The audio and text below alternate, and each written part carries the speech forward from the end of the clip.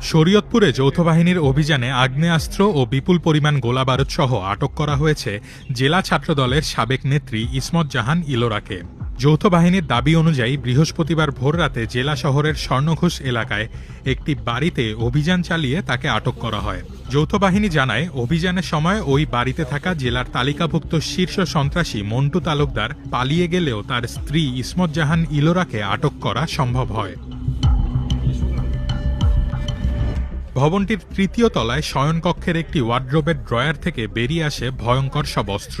উদ্ধার করা হয় একটি টমাহক শটগান, দুটি AK.22 bore semi automatic rifle এবং 3টি ম্যাগাজিন সহ 140 রাউন্ড গুলি। এছাড়াও পাওয়া গেছে 3 বোতল মদ ও মাদকদ্রব্য গ্রহণের সরঞ্জাম।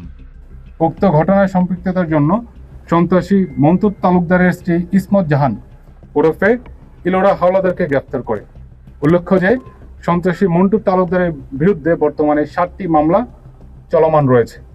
প্রায় একই সময় গতকাল রাতে নড়িয়া আর্মি ক্যাম্প হতে মেজর অনন্যর নেতৃত্বে বাংলাদেশ সেনাবাহিনী ও বাংলাদেশ পুলিশের সমন্বয়ে একটি আভিযানিক দল মুক্তাচরের চর ইউনিয়নের অন্তর্গত নয়ন মাতবর কান্দি গ্রামে অভিযান পরিচালনা করে।